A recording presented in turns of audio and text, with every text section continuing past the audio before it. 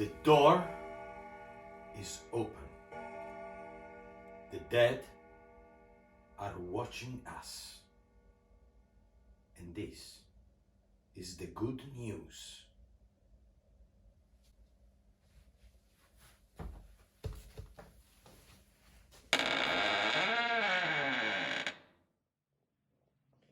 Ancient Egypt.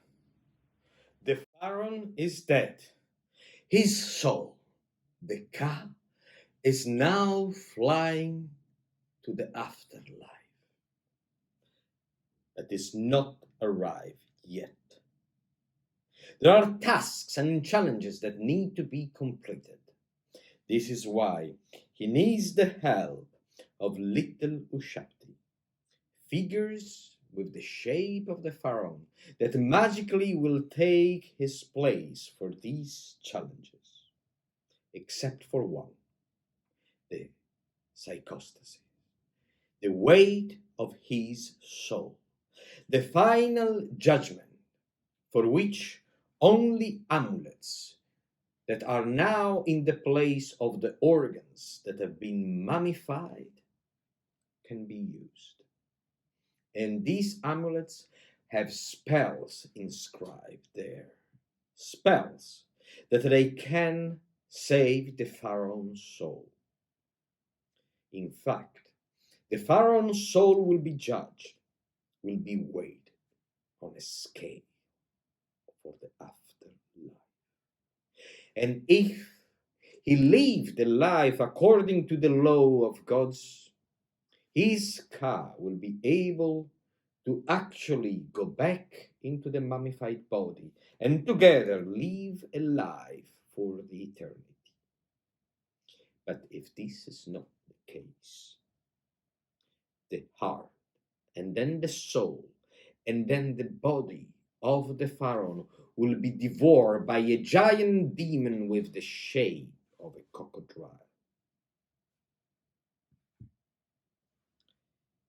The psychostasis, the weight of the soul, read with the modern human minds and eyes, it's look quite obvious. Imagine the heart of the pharaoh and a very simple feather. We all know that if we place a feather on a scale, we need a very light weight to balance it. But of course, if we place the heart, the simple little weight will not be sufficient. We need more and much more to know the weight of the heart. This is physics, and this is done with the modern eye. But what about not physics, but magic? The magic of ancient Egypt and the spells. We are not anymore into the modern days. We are back in those days when the soul of the pharaoh was weighted. His heart is lighter than a feather, and now he can live for all the eternity into his mummified body.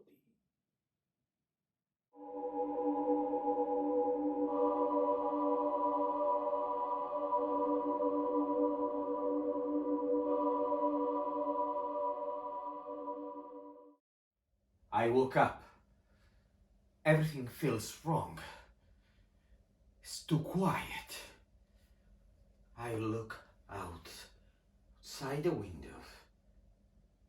Everyone is standing still, looking at my house. Our lives are made by days, and our days are made by actions. We can have two kinds of actions. We can have the bad one, the mistakes, that they can still have a value, but the most valuable one are for sure the good ones. The question now is, are we really able to have in our hands our life and our future? If so, we could be able to choose what we want to keep and what we want to leave. For example, we could decide to rid off of the mistakes.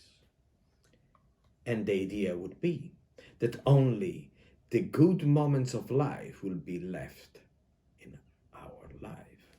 But that is not true. There is no life with only good moments. But what if, for example, someone tried to steal only the good memories out from our lives? I'm sure that that is not possible, because the good events can still be back. We can still have wonderful moment even in the darkest moment of life. At this point, I could choose what I want to rid of. There are people for sure that maybe they want to be completely free of the good side, and they want to live a life that is doomed. But I'm sure that even for them, there is the possibility to have good and bad point in their lives, even in what seems to be the most doomed soul. And what I could say of the people that wants to remove only the bad things and want to live a blessed life? Maybe that is just a dream, because at the end of the day, our lives is a mix of both the good and the bad things. But my final question is, how we will be judged on our actions, and what is the importance?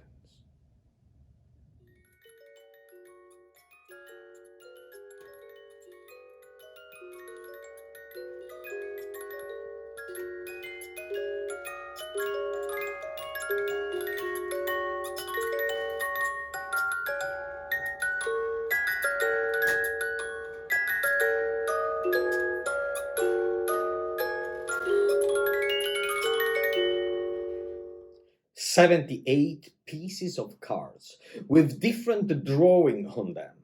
They are used by psychic, by medium, by fortune tellers to read into my future. This is what the man was thinking. They cannot harm. They're only pieces of cards with different pictures on them. I want to try. I want to ask for my fortune and future. When he entered into the tent of the old fortune teller, she already knew that he was not confident into his very inner heart on a complete reading. So she said, "My dear, with you, I want to do something different. I want to answer to one question that you have in your heart. Do not say that aloud, just keep for yourself. I will use only 3 cards for you. One is, of course, the Wheel of Fortune, but also I want to put a second Wheel of Fortune for you, my dear, and then a last one. I want that you start to think about your question, and now you can choose what card you want. The last one. The man was pale. I can handle my future, he thought. I want to change my future. I want the first card. As you wish, she said. The man was pale and cold. I can still handle my life and my future. I want the middle one. As you wish. The man ran away, knowing that asking for the future and fortune to the cards is not only a bad idea, but it is a sin.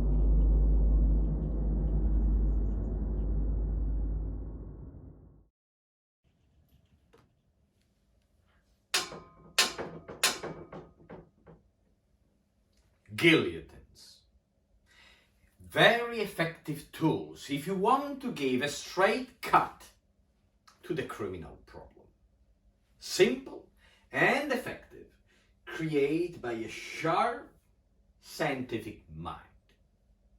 But what you can do if the crime that have been committed doesn't deserve a capital punishment, but just a little punishment? Well, you move from a great guillotine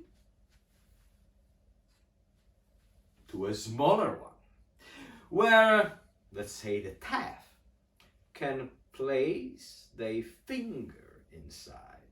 And in that case was not the head that was chopped away, just the finger.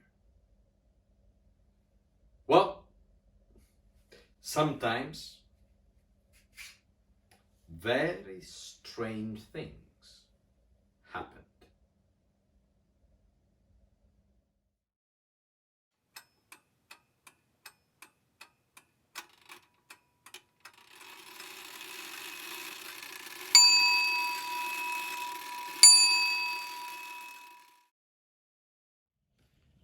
Werewolves, lupus hominarius, lycanthropia.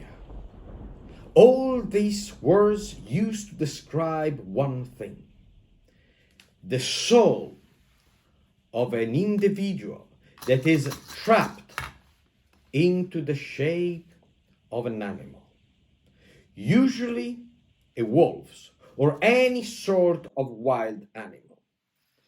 This kind of chain that actually fix the soul tight to the animal shape can be the result of a spell, the result of a curse, or maybe the result of the behavior. Because if you are a witch or a wizard, your soul can be condemned to not be pure and free anymore, but being chained into the shape of an animal.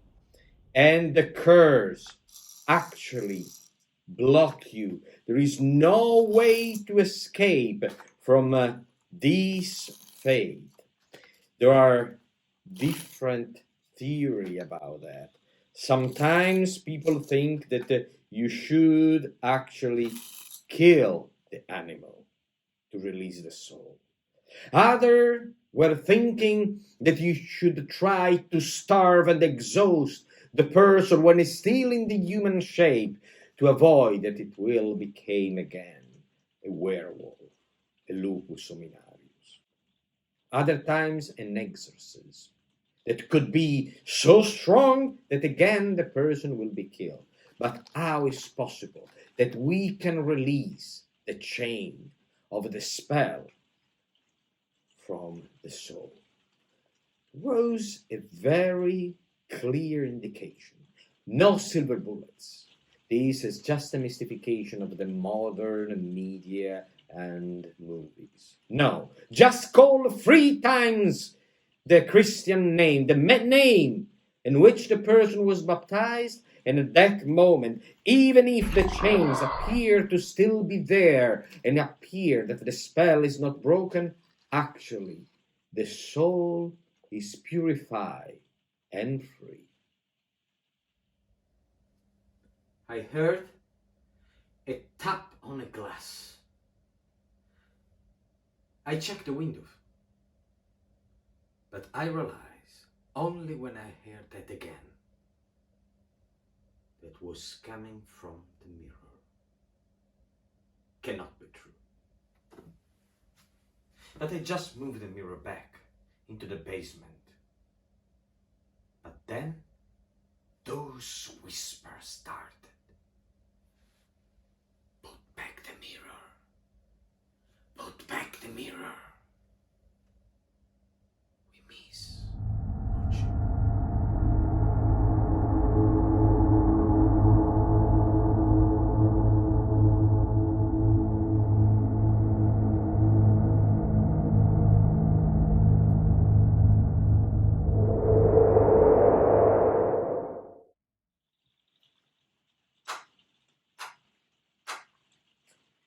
Danse macabre.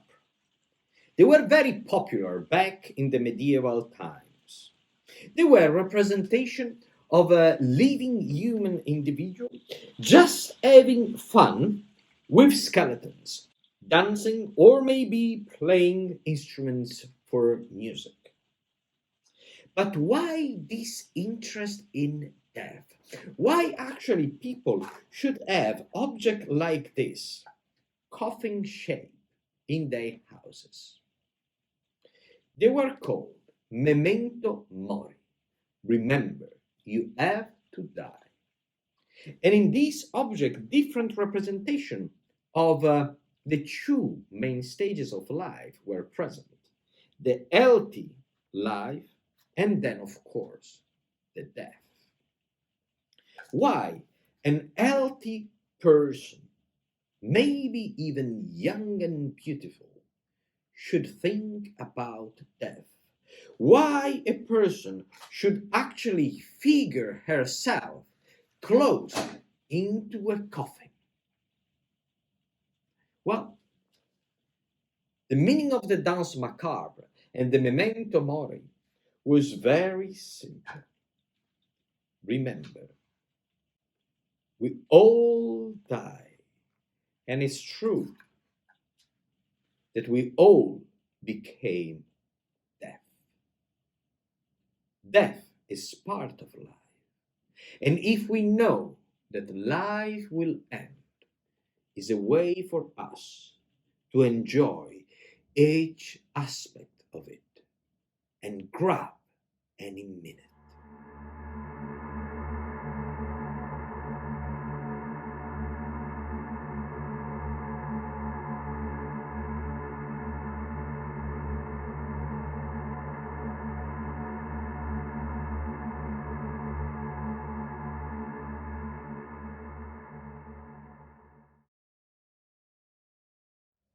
He always lived alone. Well, alone is not correct to be said, because he had a lot of people in his huge mansion, servants, maids, that were always attending to any of his orders and commands. He was just ringing his bell, and they were coming responding to all his requests. But one day, something rang in his heart, and that was love. He was a quite elderly gentleman that time, but still he was able to feel the arrows of Cupid, the arrows of love. They started to live together. And of course, he was ringing his bell for the servants, but also for his beautiful wife, because he always was demanding and ordering also for her. Then he started to have an obsessive thought. What about if one day I will start to sleep and people will think that I'm dead? Yes, because his way of sleeping seems to be very, very hard. It was quite difficult to wake him up sometimes. And what about his fate? If I will be buried alive, he shared his thoughts and his fears with his beautiful wife. You know, you have your bell. You can have that with you. I will be sure that if you will die before me, I will put one of your bell in your coffin. And if you will wake up in the coffin, you will be able to ring the bell, and immediately into the funeral I will smash the coffin and I will come and rescue you. And what about if I will die after you? Do not worry, honey. We can put this in your last will. So everyone that will attend your funeral will smash the coffin and they will be able to rescue you. At that time, the gentleman thought that it was a very good plan, and he started again to sleep normally. Well, with his way of sleeping so heavy that sometimes was hard to wake him up. One morning, it seems to be even harder. Well, he didn't wake up that morning. And he didn't wake up even in the early afternoon or in the evening. They called the doctor and he said he was dead. Respecting the will and the promise with his husband, she placed a bell inside his coffin in case he was waking up because was premature buried alive. During the funeral, something happened. No one noticed that because what happened initially only inside the coffin. He started to open his eyes. He was hearing strange noise, like something that was just thrown against wood.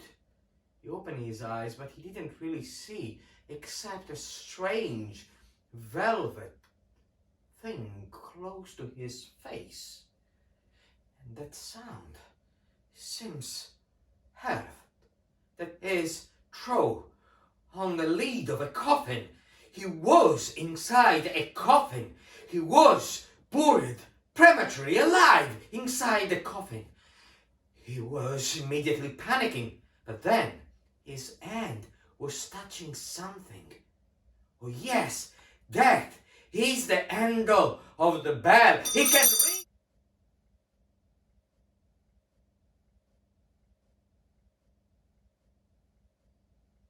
No sounds was coming from the bell. How that was possible? He was shaking the bell and the bell was not making any sound.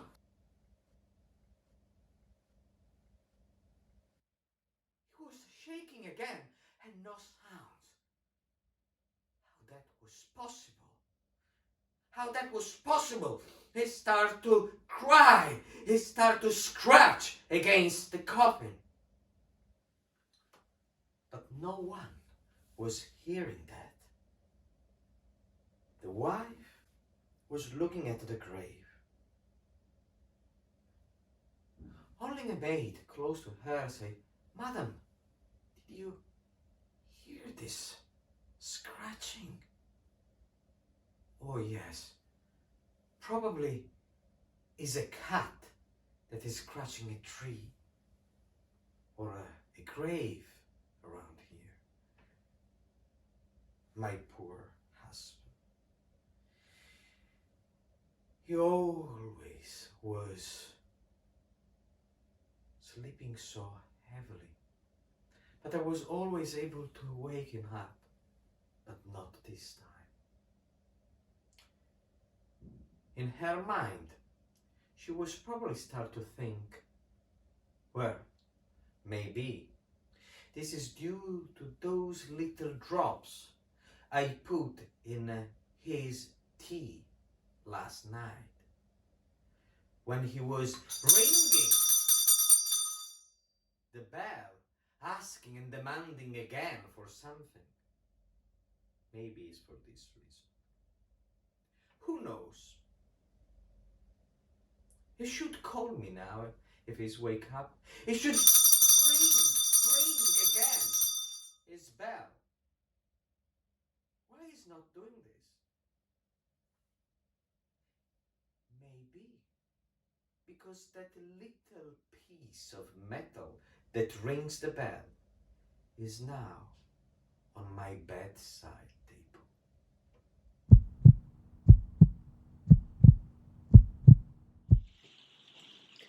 One of the worst fears for a person in the Victorian time was to be buried alive prematurely inside a small, tiny coffin where the body was not able to move.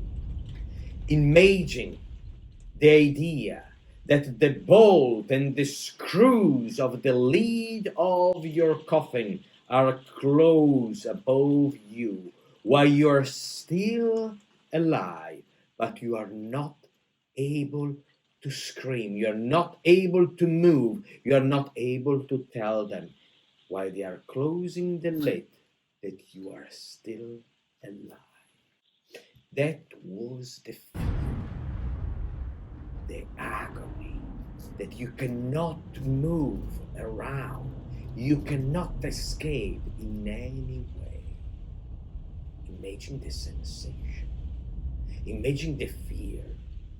But this is why magicians found a way to actually escape.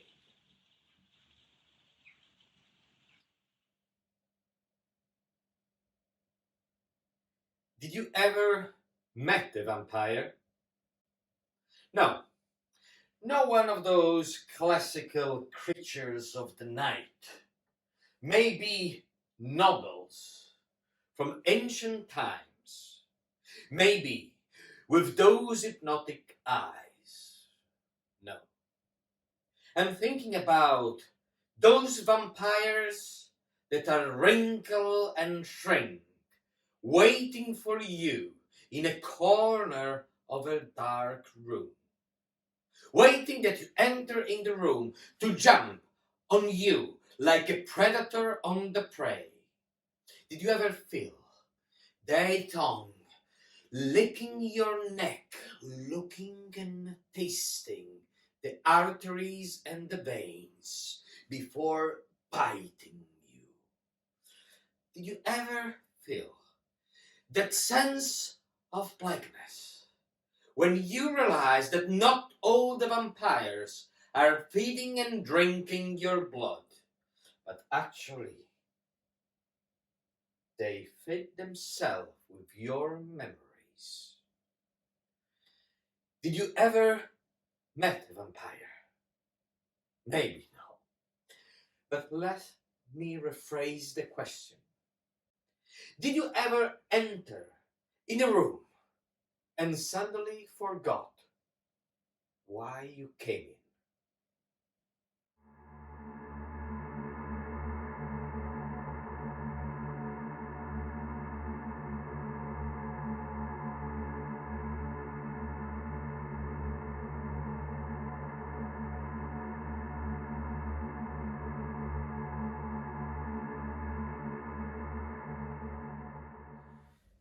When you will prepare yourself for bed tonight, don't be scared for monsters. Just look for them. Look at your right. Look at your left. Look into the corner, under your bed, into the closet. But do not look up. She hates to be seen. Please, do not have nightmares.